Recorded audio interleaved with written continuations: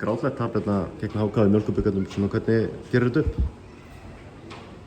Svolítið svektur eða fúll bara að missa niður 2 marka forystu en við ég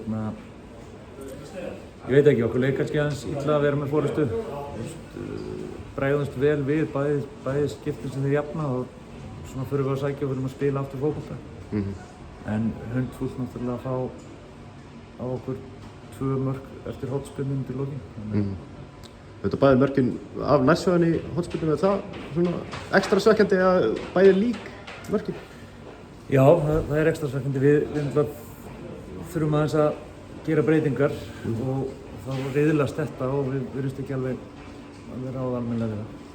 Hvernig er svona, erum við 2 marka fórystu inn í hálfleik, svekkjandi að ná ekki að halda henni lengur út í seinni hálfleik? Já, mér fannst þetta vera ódýrt mark. Við fáum á okkur mark eftir vegum innkast upp við hotfána og þeir bara sleppi í gegn í kjölfarið. Það er svona fyrsta pressa eftir boltinn tapast uppi léleg og sem að veldur því að þeir fái tíma til að tekna sendingunni inn fyrir.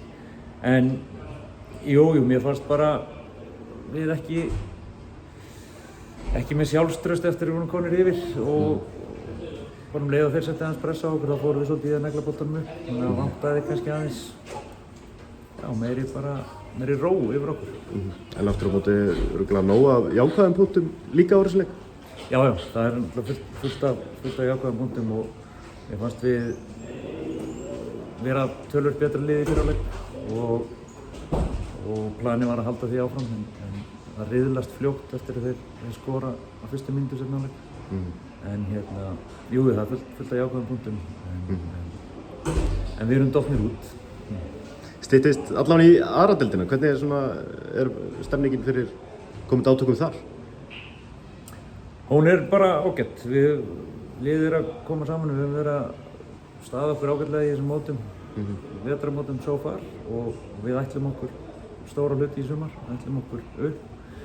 En það er rosalega erfitt að rýna í þessa deild. Það eru mörg lið sem hefur séð í vetur sem eru klárlega ekki tilbúin. Þannig að við mætum bara í hvert leik hverju sinni. Hvernig er staðan á mannskapnum? Býstu við frekari styrkingum fyrir mót? Nei, ekki mikill allavega. Það er bara við erum bara að horfa inn á við og spila þeim leikmannahóp sem við erum með og við erum að reyna að drilla það saman og mér finnst það ganga vel. Takk hérlega.